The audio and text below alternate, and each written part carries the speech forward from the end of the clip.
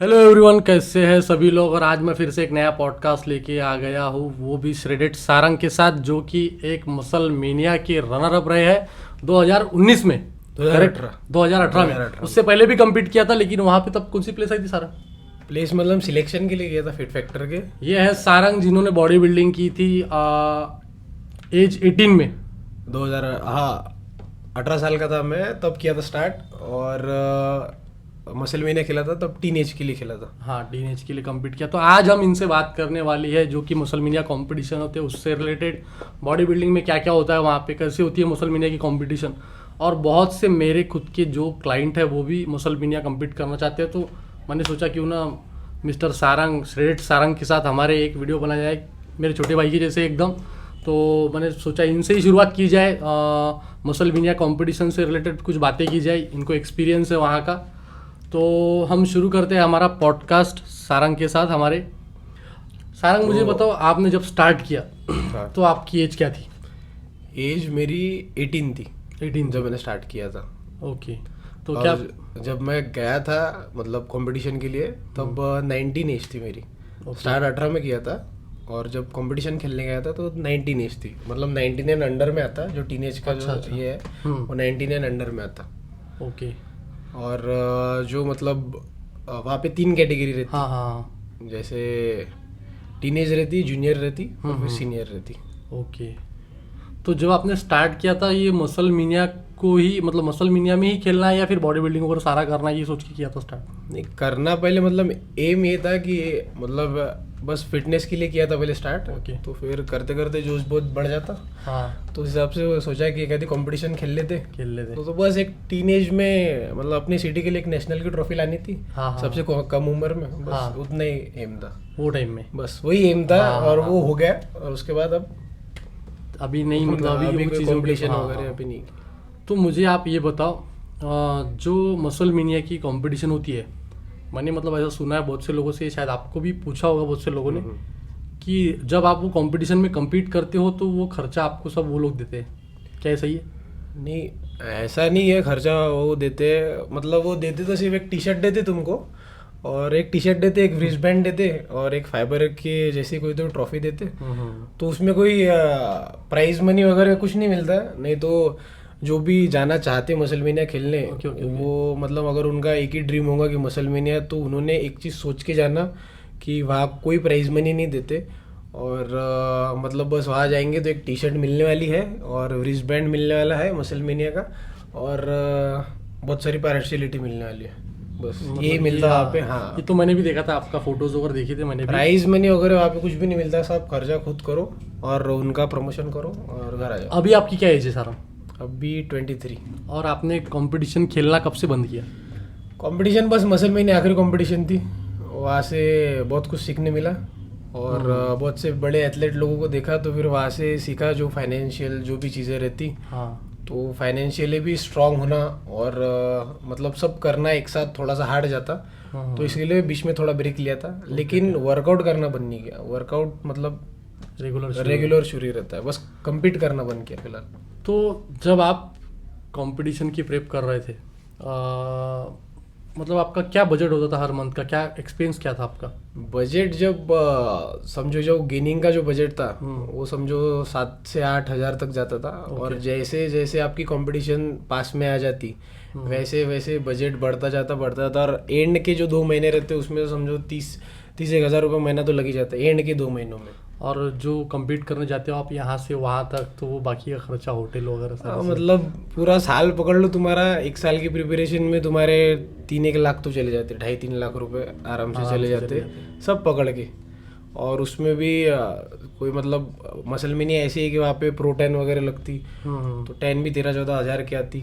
Hotel, हाँ, hotel का रहना, डाइट वाइट, फ्लाइट वाइट, तो सब मतलब पकड़ के बहुत खर्चा बहुत लंबा है। और मिलता आपको उसमें कुछ नहीं, बस फायदा उनका होता और अपना कुछ नहीं होता। तो मसलमेनिया सिर्फ एक टारगेट नहीं रखने चाहिए, मतलब और भी दूसरी चीज़ें रखनी चाहिए साथ में। कंपटीशन हो या फिर दूसरी कोई भी चीज़ हो साथ में रखने को ना। मेरे को एक बात बताओ आप, जो मैंने सुना है कि मसलमेनिया जो कंपटीशन है वो नेचुरल बोला जाता, बहुत नेचुरल नेचुरल तो स्टेज पे चढ़ने के बाद नेचुरल रहता कोई नहीं। और दोस्त बोलने को बोलते हैं हम नेचुरल है, ये वो है, कोई नेचुरल नहीं रहता। मतलब उनका ऐसा कुछ रहता होगा ना कि ये ड्रग चलते हैं या फिर ये ड्रग बैन है वगैरह, ऐसा कुछ लिस्ट होती है क्या उनकी? लिस्ट उनकी रहती, लेकिन वो लिस्ट ना कोई एथलीट पढ़ता, उनकी वेबसाइट पे रहती, कोई पढ़ के नहीं जाता, और सब डोपिंग वाले रहते हैं। अब बिना डोपिंग के बॉडी बिल्डर चढ़े तो ना शो चलेगा, ना देखने वाले लोग आएंगे। बराबर। तो डोपिंग वोपिंग सब लेते वहाँ पे, ऐसा नहीं कि कोई लेके नहीं रहता, होते होंगे एक दो बॉडी बिल्डर जिनका फिर प्लेस नहीं लगता है, कुछ नहीं लगता, लेकिन डोपिंग टेस्ट ऐसे होती नहीं वहाँ पे। अच्छा अच्छा अच्छा। मुझे आप ये बताओ जब आपने कम्पीट किया था तो डोपिंग का रोल नहीं था? मतलब था लेकिन इतना कुछ ये नहीं था। अभी मैंने बहुत से लड़के बोलते कि हम नेचुरल है, और उनकी फिजिक देख के लगता नहीं कि वो नेचुरल है। वो समझ में आता अपने को, अगर इतने सालों से तुम फील्ड में है तो तुमको समझ में आता कौन नेचुरल है और कौन नहीं है। लेकिन मुझे आप ये बताओ, अब अगर मैं बात करूँ एनाबॉलिक्स की, या जो भी मसलमिनिया में कम्पीट करते हो लेकर भी खुद को नहीं बोलते, मतलब आपसे सच्चाई पूछना चाहूँगा, तो क्या मतलब मसलमिनिया के एथलीट जो है वो एनाबॉलिक यूज करते हैं या नहीं? मतलब देखो, अब अपने जैसे को तो देखते से पहचान में आ जाते, तो ऐसा समझो 80% तो यूज करते। 80% अब सबका डोपिंग टेस्ट करना बहुत मुश्किल है, और वो करते भी नहीं, तो 80% समझो यूज करते, 20% होंगे जो यूज नहीं करते होंगे। अच्छा। लेकिन करते 80%। ओके, मतलब लगभग सारे ही एथलीट सारे 80% पकड़े तो। और बॉडी बिल्डिंग अभी नेचुरल रहा भी नहीं इतना कि नहीं, एक फिटनेस के हिसाब से नेचुरली ठीक है, लेकिन बॉडी बिल्डिंग अगर करना है आपको तो वो सारी Natural चीजें होती लेना है, ही पड़ेगा। लेना ही पड़ेगा। सारे आपने ट्रेनिंग कब स्टार्ट की थी? ट्रेनिंग मैंने स्टार्ट की थी 2017 में स्टार्ट की थी। पहला ट्रांसफॉर्मेशन किया था, फिर 2018 में मसलमीनिया खेलने गया था। ओके। मतलब 2016-17 समझो मैंने ट्रेनिंग की थी। हाँ, एक साल पूरी। हाँ, 1-1.5 साल मैंने अच्छे से प्रॉपर वर्कआउट किया, सब कुछ डाइट वाइट लेके सब किया प्रॉपर। और उसके बाद जब लगा कि अब बॉडी है उतनी कि अपन जा सकते कोई कंपटीशन खेलने, ओके, तब compete करने का सोचा और फिर compete करने गए। जब आप रनर अप बने थे, और जो कि आप रनर अप थे नहीं, मेरे को पता है आप क्या थे, उस कंपटीशन के विनर थे, मैंने भी देखा था फोटोज वगैरह सारा। वो अपने को अब वो पास्ट है, वो चीज़ों पे बात करके कोई फायदा नहीं है। लेकिन मैं ये पूछूंगा आपका एक्सपीरियंस कैसा था? मतलब वो चीज़ देखकर जो आपके साथ में पार्शियलिटी हुई या सारी चीज़ें हुई, उसको देख के आप डीमोटिवेट हो गए, या फिर ऐसा लगा कि ये करना ही नहीं, या फिर अपना ये डिसीजन गलत था यार कि अपन यहाँ पे कम्पीट किए? क्योंकि तुमने मेरे ख्याल से, मेरे को जहाँ तक पता है, लोकल कंपटीशन नहीं खेली, बस है ना? खेली, नेशनली खेली, और उसके बाद में इच्छा नहीं हुई फिर? नहीं। तो कैसा भैया, अब अगर कोई अपने मतलब जो 18-19 साल के बच्चे रहते, अगर वो वहाँ पे जाते तो बहुत उम्मीद लेके जाते। सही है। और उनको लगता कि हर डिसीजन फेयर रहता, हाँ। और कहीं पार्शियलिटी नहीं रहती, या फिर मसलमिनिया जैसे शो में तो नहीं होती होंगी पार्शियलिटी। हाँ। ऐसा लगता 18-19 साल वालों को। अब जो बहुत एक्सपीरियंस वाले हैं, जिन्होंने बाकी कॉम्पिटिशन्स खेले, उनको पता रहता कि पार्टी मतलब जो भी मतलब भेदभाव जो है वो चलते रहता हर गेम में। लेकिन जो नए नए जाते, जैसे एकदम जूनियर हो गए या फिर टीनेज वाले रहते, उनको तो एक होप रहती कि बस अब यहाँ गए तो यहाँ फेयर डिसीजन मिलेगा, और मतलब उनके लिए फेयर डिसीजन ही सब कुछ रहता। अब वहां जाके अगर कोई तुम्हारे साथ धोखा कर दे तो डीमोटिवेट, तो मतलब डीमोरलाइज आराम से इंसान हो ही जाता वहाँ पे। अब 18-19 साल के बच्चों को कहाँ इतनी मेच्योरिटी रहती कि स्पोर्ट्समैनशिप से नहीं होते रहता, भेदभाव होते रहता, तो वापस मतलब अच्छी बॉडी लेके अगले साल आओ, वापस करो। तो वहाँ पे भेदभाव देखने के बाद मतलब 18-19 साल का बच्चा डीमोरलाइज होता, मतलब होता ही। अब जैसे मेरे साथ हुआ था, तो मेरे को तो ऐसा लगा था कि मैं मेडल भी ना लूँ, कुछ भी ना लूँ, वहीं से घर पे चले जाओ। लेकिन रिस्पेक्ट करना, हाँ, स्टेज की वो अच्छी चीज है, वही वजह से ली ट्रॉफी, और वही वजह से। लेकिन फिर एक चीज समझती कि बॉडी फिर मतलब बॉडी इतनी अच्छी होना है कि मतलब उनको भी मतलब वो भी सोच में गिर जाए कि यार पार्शियलिटी करना कि नहीं करना, मतलब इतना होना फिर। मतलब जाना तो फिर वन साइड जाना है, तो फिर हाँ, इतना वन साइड जाना है कि उन्होंने खुद 2 मिनट सोचने को ना पार्शियलिटी करने के पहले कि करना है या नहीं करना। क्योंकि आजकल सोशल मीडिया पे सब कुछ डालते लोग, अपन ने यहाँ डालना, उधर उनके लग जाना, तो ऐसा भी हो जाता ना।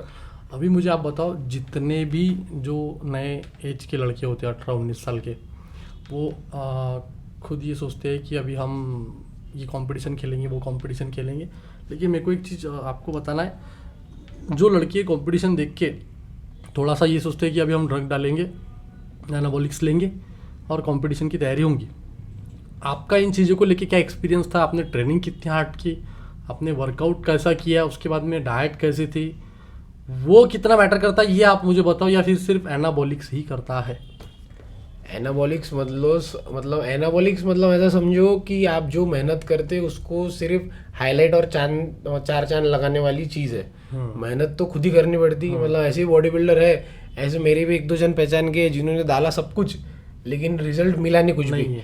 इसके लिए नहीं मिला क्योंकि वो सोचते थे कि बस एनाबॉलिक्स ले लिए, उसके भरोसे पे अपनी बॉडी बन जाएंगी। और कुछ लोग अभी भी ऐसा समझते हैं कि प्रोटीन खा लिया तो भी बॉडी बन जाती।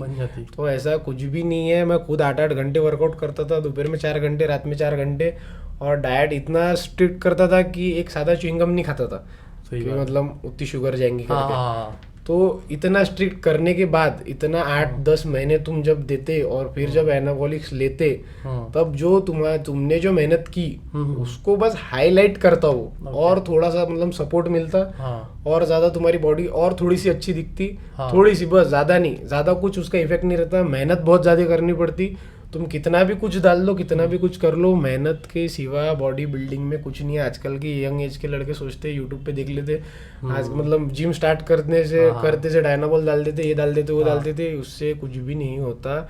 मेहनत करनी पड़ती बहुत, डाइट करना पड़ता है, लिफ्टिंग पे फोकस ही नहीं है, डाइट पे फोकस ही नहीं है, कुछ भी नहीं। 180 किलो के स्क्वाट, हार्डकोर वर्कआउट चलता था। 220 kg के मैं स्क्वाट्स करता था, और 4 घंटे का एक वर्कआउट सेशन रहता था। तो यही सब चीजें करने के बाद उतने रिजल्ट्स मिले। और वो तो बोलना, मैंने लाइव देखी है सारी चीजें, ऐसा नहीं है कि ये सब मेरे आँख के सामने की चीजें। और फिर बच्चों को यही लगता है, मतलब आजकल के, कि कोई भी जो यूथ है उनको यही लगता है, यूट्यूब पे 1-2 वीडियो देख लेते हैं, उनको होना स्पीड से एकदम रिजल्ट होना, जो कि मिलते नहीं। वो पेशेंस के साथ, अब वो बॉडी बिल्डर ही समझ सकता है कि पेशेंस के साथ ही सब कुछ आता, लेकिन इनको बहुत स्पीड से रिजल्ट होना। तो मुझे आप ये बताओ, जैसे कि अभी आपको एक मैसेज आया था मसल मीनिया की तरफ से। हाँ, मसल मीनिया की तरफ से आपको एक मैसेज आया था कि आप compete करो ऐसा वगैरह, तो क्या सोचा आपने इस बारे में? मैंने ये सोचा कि अभी जो भी समझो, अगर अपनी खुद की अगर कोई मतलब ये रहती, अगर अपन खुद अगर मसल मीनिया वाले रहते, तो अपन तो एथलीट चाहते ही तो होंगे अच्छे, कि अपने साथ जुड़े और compete करे अपने शो में और अपना नाम हो। लेकिन जब जैसे मुझे मैसेज आया, तो मैंने ये सोचा कि मतलब जाना चाहिए, लेकिन मिलेगा क्या अपने को, उसके बदले मिलेगा क्या?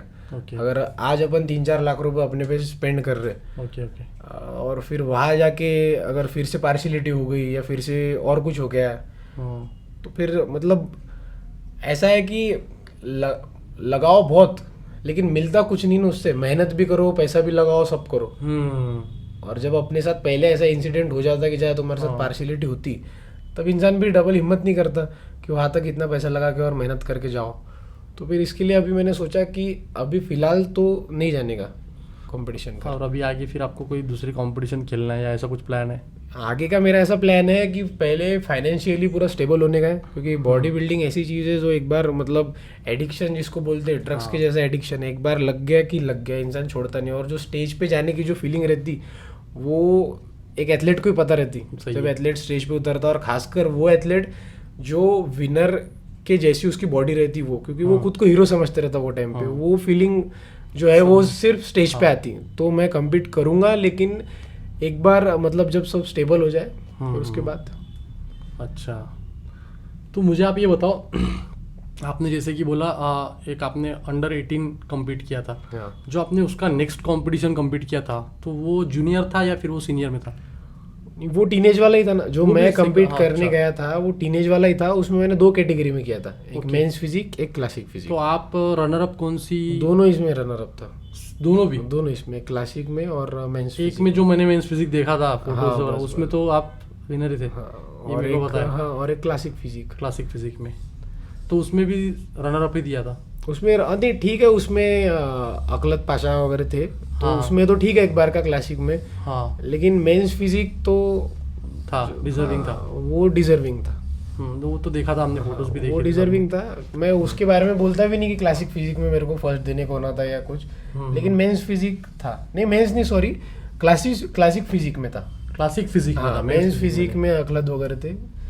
तो नहीं, मेंस फिजिक में शायद मैंने जो फोटोज देखे थे वो मेंस फिजिक के थे, या फिर नहीं वो क्लासिक फिजिक के थे। और मेंस में जो था अकलत वगैरह थे, तो वो ठीक था, वो डिसीजन ठीक था, लेकिन क्लासिक फिजिक का डिसीजन थोड़ा गलत लगा।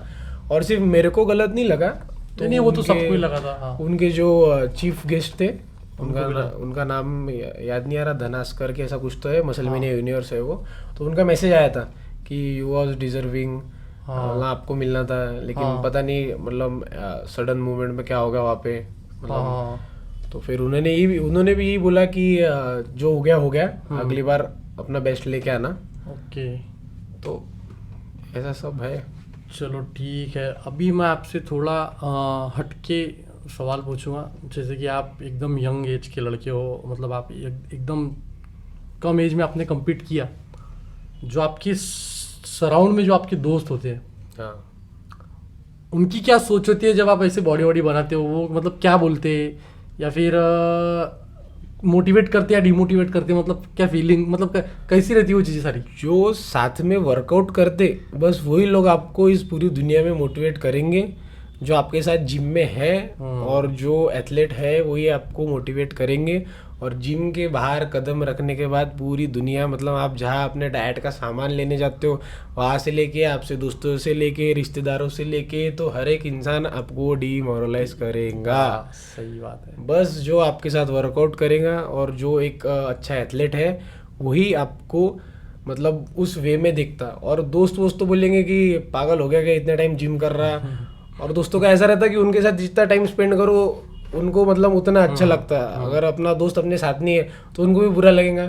तो बस वही एक रीज़न रहता है दोस्तों का कि उनको लगता कि उनको भी लगता कि बंदा कुछ कर रहा है, लेकिन बोलते कि फिर डाइट कर रहा तो मतलब बीमार दिख रहा, सूखते जा रहा, गाल अंदर जा रहे। हाँ। तो ये सब चीज़ें घर वाले फिक्र करते, तो घर वाले भी डिमोरलाइज करते, सब डिमोरलाइज करते। बस एक आप रहते और आपके साथ वर्कआउट करने वाले रहते जो आपको मोटिवेट करते, बस। हाँ। और कोई नहीं। और अगर आपको गर्लफ्रेंड होंगी और अगर वो बहुत ज़्यादा समझदार होंगी तो ठीक है, नहीं तो जो मतलब ज़्यादातर जो गर्लफ्रेंड्स रहती, जो लड़कियां रहती, वो आपको बिल्कुल सपोर्ट करेंगी नहीं ये चीज़ में, क्योंकि वो फ्रेंड से ज़्यादा टाइम उनको चाहिए रहता। तो अगर आपको गर्लफ्रेंड है तो समझदार गर्लफ्रेंड होंगी आपकी तो ठीक है, नहीं तो फिर तुम्हारा कुछ करा नहीं है। नहीं तो फिर कुछ खरा नहीं। आपका दिन रोज झगड़े होने वाले हैं और सबके साथ ही होता हो। हाँ ये नहीं, ये तो रिलेशनशिप का वो थोड़ा सा रहता ही वो टाइम में कि इंसान खुद को इतना टाइम देता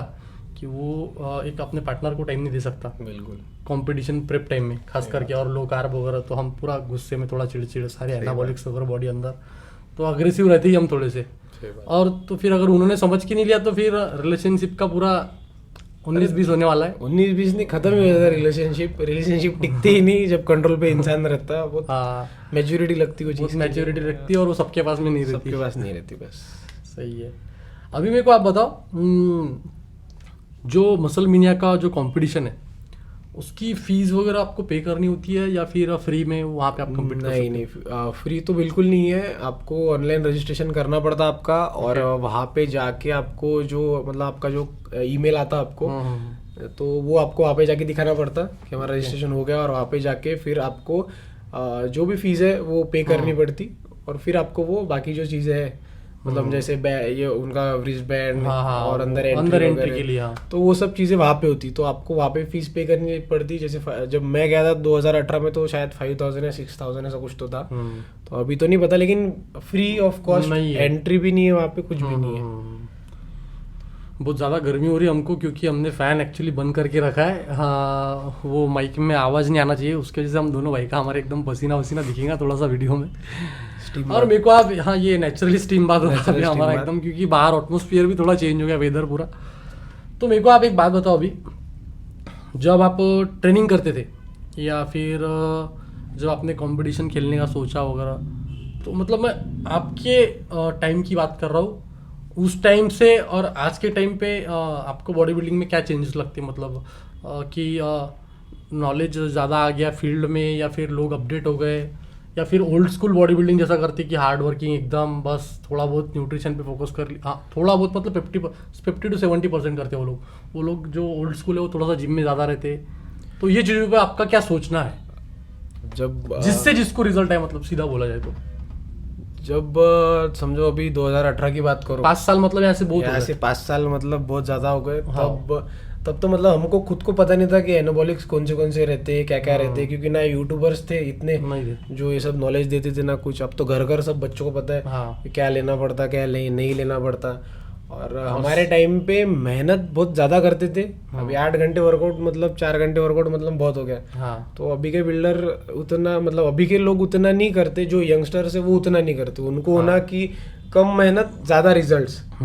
और ऐसा नहीं कि सारे यंगस्टर, उसमें से होंगे कुछ 2-3% जो मेहनत करते होंगे, लेकिन ज़्यादातर तो ऐसे है कि जिनको बस रिजल्ट्स होना और मेहनत कम होना। तो आज के टाइम पे ऐसा हो गया कि लोग एक कोई इंसान का नहीं सुनते, जो अपना जो पर्टिकल जो अपना मतलब जो एक जो गुरु है अपना, उसका नहीं सुनेंगे। वो 100-150 गुरु ला लेंगे उनके अलग। हाँ, यूट्यूब के गुरु अलग, और बाहर के जो बताने वाले अलग। बाहर की दुनिया के जो ये है वो अलग, जिम के ट्रेनर्स अलग। हाँ। तो ऐसा सब तरफ से नॉलेज लेके, उनका एक कंसेप्ट लेके वो उनकी साइकिल बनाएंगे, उनका डाइट प्लान बनाएंगे और खुद के बॉडी का दिखाना कर देंगे मतलब। और रिजल्ट भी वो लेवल के आएंगे नहीं, फिर रिजल्ट ब्लेम कोच को करेंगे। हाँ, ब्लेम कोच को करेंगे। तो आजकल का यूथ ऐसा है कि खुद ज्यादा दिमाग लगाएगा, अपने गुरु पे भरोसा रखेगा नहीं, क्योंकि उसको हर जगह से नॉलेज उतना मिल रहा और उसको पता नहीं हो नॉलेज का यूज कैसा कर। वो बोलते ना कि मतलब अगर अंधे के हाथ में अगर चक्कू को दे दिया फिर, तो वैसा सीन है वो।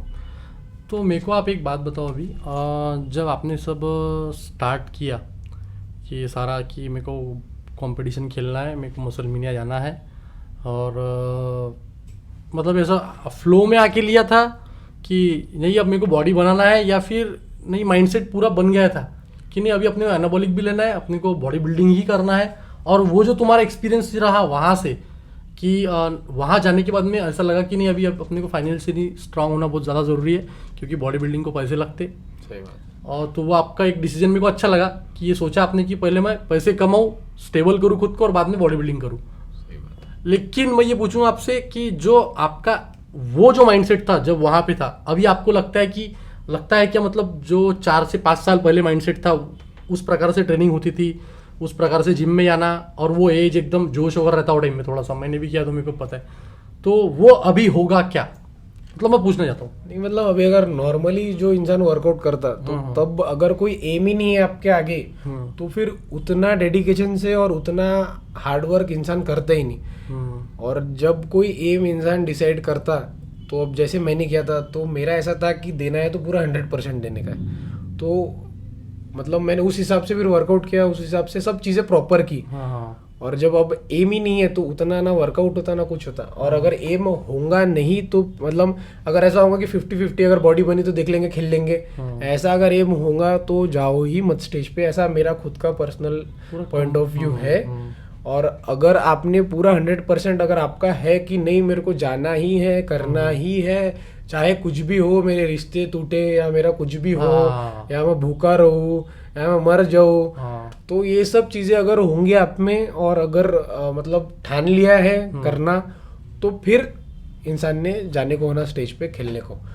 और बॉडी बिल्डिंग बहुत हार्ड है, तो लोगों को बहुत इजी लगता, तो पहले जानकारी ले लो दूसरे एथलीट लोगों से कि कैसी लाइफस्टाइल रहती, कैसा जीना रहता, और फिर खुद का ट्रांसफॉर्मेशन स्टार्ट करो। उसके सिवा करो मत। ये मत पूछो एनाबॉलिक साइकिल लूँ या ये लूँ, पहले पूछो कि लाइफस्टाइल कैसी रहती। मतलब मेरे हिसाब से पहले लाइफस्टाइल पूछ लो, सब पूछो, और फिर उसके बाद अगर आप कर सकते होंगे इतने सेक्रीफाइसेस, तो फिर उस गेम में घुसो, नहीं तो मत घुसो। मुझे आप एक बात बताओ, जैसा कि मेरा एक्सपीरियंस है, मैं मेरा एक्सपीरियंस शेयर एक दिन करूँगा, बहुत लंबा बैठ के करूँगा। मैं आपका एक्सपीरियंस पूछना चाहता हूँ, बॉडी बिल्डिंग इतनी महंगी है क्या जितनी लोगों ने बनाए? और ये सस्ती बॉडी बिल्डिंग करवाना किसका काम रहता? मतलब कोच का काम रहता है, या फिर जैसे कि लूटने वाले कोच रहते कोच? ये आपके साथ में भी एक्सपीरियंस शायद हुआ हो, मेरे को पता नहीं है। पता भी है तो मैं बोलूँगा नहीं, वो आपका एक्सपीरियंस है, आप शेयर करो। बॉडी बिल्डिंग है तो महंगा ही स्पोर्ट्स, सस्ते में तो नहीं होता। सस्ते में सिर्फ चीप प्रोडक्ट्स मिलते, वो तो अब जैसे रिबॉक नहीं तो रिबूक ही सही, तो ऐसी चीज़ें भी है मार्केट में।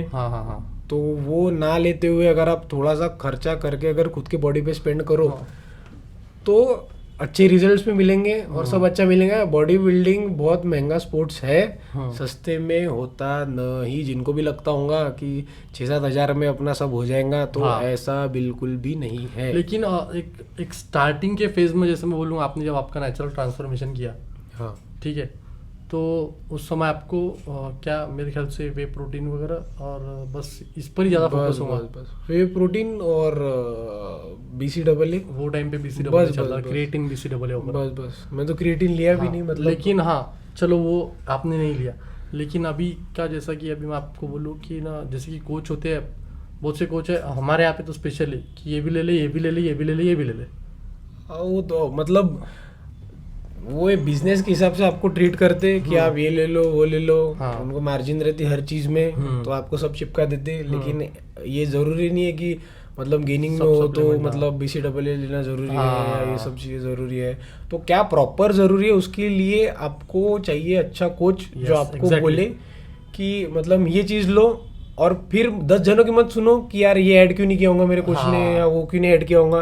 तुम्हारे कोच को तुम्हारे से ज्यादा बहुत ज्यादा अक्ल है, तो वो जो दे उसको अमृत समझ के खा लो पी लो और वही चीज फॉलो करो। लेकिन कोच भी उस लेवल का होना चाहिए। कोच उस लेवल का होना, या फिर खुद एक बार बॉडी बिल्डिंग की होना उसने, या फिर उसको कुछ ना कुछ Experience बहुत चाहिए। हाँ एक्सपीरियंस होना कि वो आपको उस तरीके से गाइड कर पाए। अब जैसे आप अगर कुछ समझो कंट्रोल पे हो, मतलब आप डाइट कर रहे हो, उस टाइम पे आपका माइंडसेट क्या रहता है, आपको कैसी माइंडसेट negativity समझना रहती बहुत है। ज्यादा जरूरी है। तो वो आपको कुछ समझ सकता है कि यार हाँ। मतलब ये अभी नेगेटिव, मतलब इसका माइंडसेट हाँ। अभी नेगेटिव होगा, हाँ। या फिर इसको अपने को मतलब मेंटली अगर बाहर Push के लोग करना है अगर थोड़ा कुछ सा। मतलब डिमोरलाइज कर रहे होंगे तो इसको कैसे अपन ने पॉजिटिव करना। तो ये सब वही मतलब ये सब वही कर सकता है जिसको एक्सपीरियंस है। तो आपको मेंटली फिजिकली मतलब प्रॉपर गाइड कर सकता कि आपने आपका मतलब जो ट्रेनिंग पीरियड है वो आप इजीली निकालो। तो उसके लिए आपको प्रॉपर एक मतलब एक्सपीरियंस कोच लगता जो आपको समझ सके हर चीज में। तो सारंग, अगर आप मेरे को आपसे मतलब ये बात करके मतलब ये बहुत अच्छा लगा, क्योंकि मेरे को ऐसा लगा था कि मेरे 2-4 दोस्तों ने भी, मेरे क्लाइंट ने बोला था कि मसल मेनिया से रिलेटेड एक पॉडकास्ट करो, और मेरे पास में आप ही थे जिनसे मैं ये बातें कर सकता था। मेरे को बहुत अच्छा लगा आपसे बात करके। आपकी ओर से एक पर्सनल मैसेज क्या देना चाहोगे हमारी ऑडियंस को, कि जिनको लगे बॉडी बिल्डिंग से रिलेटेड बोले या मसल मेनिया से रिलेटेड या फाइनेंशियली, या फिर जैसा भी आपको लगता है कि क्या चीज़ें ज़रूरी है, वो 2 शब्द आप बोले और हम हमारा वीडियो ख़त्म कर देंगे। सबसे मेन चीज़ मतलब मेरा पर्सनल पॉइंट ऑफ व्यू ये है कि मसल मेनिया पकड़ो या कोई भी बड़ा शो पकड़ो, शो होते सभी अच्छे हैं, वहाँ पे जाएंगे तो आपको बहुत अच्छा एक्सपीरियंस आएगा हर चीज़ का। जैसे परफॉर्मेंस से लेके तो कैसे चलना, कैसे पोज करना, और मतलब हर एक चीज़ वहाँ का क्राउड पकड़ो, मतलब हर एक चीज़ का आपको अच्छा एक्सपीरियंस आएगा वहाँ पे। तो जाओ, ऐसा नहीं कि मसल मेनिया खेलने मत जाओ, बिल्कुल जाओ, बहुत अच्छा एक्सपीरियंस आएगा आपको वहाँ पे। और एक स्टैंडर्ड समझने मिलता कि बड़ी कॉम्पिटिशन्स में स्टैंडर्ड कैसा रहता, बॉडी बिल्डर कैसे रहते, तो ये सब वहाँ पे जाके ही सीखने को मिलता, छोटे लेवल पे नहीं सीखने मिलता। तो आप जाओ बिंदास मसल मेनिया खेलने, अच्छा शो है। और दूसरी चीज़ ये कि जब मैं 2017 में क्या फिट फैक्टर खेलने गया था, सिलेक्शन के लिए गया था, तो वहाँ पे संग्राम सर ने बोला था कि 10 साल रहते हैं आपके पास बॉडी बिल्डिंग में, 10 साल में आप फाइनेंशियली भी स्टेबल हो जाओ और खुद बॉडी बिल्डिंग में नाम बना लो। अब इतने बड़े आदमी ने बोलने के बाद फिर तो वो 2017 में माइंड में बैठ गया था मेरे कि जो बोल रहे हो तो मेन मतलब अभी आपको यही बोलना है कि फाइनेंशियली स्ट्रांग करना खुद को बहुत ज्यादा बस फाइनेंशियली जितना स्ट्रांग हो जाओगे उतना आपका गेम अच्छा होगा, और उतनी मेहनत करने की भी ताकत रखनी पड़ती। बस उसमें कोई बस फाइनेंशियली स्ट्रांग हो, जिम में जाके डंबल नहीं उठाएंगे, नहीं कोई सीक्रेट नहीं है उसमें। 100% डाइट करो, 100% ट्रेनिंग करो और 100% अपना दो, तो 100% से ज्यादा आपको रिजल्ट मिलता है। उसमें कोई सीक्रेट चीज नहीं है, बस आपका 100% आपको देना पड़ेगा, पैसों से लेके तो डाइट से लेके तो वर्कआउट से लेके तो मेहनत से लेके हर चीज में 100% दो, आपको रिजल्ट मिलेगा, मतलब मिलेगा ही। तो बस मेरा यही पॉइंट ऑफ व्यू है कि फाइनेंशियली भी स्टेबल हो जाओ, घर वालों को ज़्यादा सताओ मत कि ये लेके दो वो लेके दो, घर वालों को परेशान करो मत। और बस इतना ही बोलूंगा। और पहले समझ लो गेम कैसा है, क्या है, और मेंटेलिटी क्या लगती है। अच्छे कोच को हायर करो, अच्छे कोच को तो बिल्कुल हायर करो, क्योंकि बिना कोच के तो ऐसा समझो आपके आँख पे पट्टी रहेंगी और आप चलते रहोगे। तो उससे अच्छा अच्छे कोच को हायर करो, और आपका जो है अगर जाना होगा तो फिर पूरा 100% दे के जाओ, नहीं तो जाओ ही मत। बस यही बोलना है। थैंक यू सो मच, आप मेरे पॉडकास्ट और हमारे शो में आए। तो ये थे हमारे श्रेडेड सारंग, जो कि मसल मेनिया के 2 बार रनर अप है, और फ्यूचर में जरूर ये कम्पीट करेंगे, और जब भी करेंगे तब हम इनका इंटरव्यू पक्का लेंगे। Thank you. जीतने के बाद, हारने के बाद मिलेंगे, कोई बात तो नहीं डार्लिंग, एक्सपीरियंस जीतना है वो माइंडसेट है, अपन बनी जीत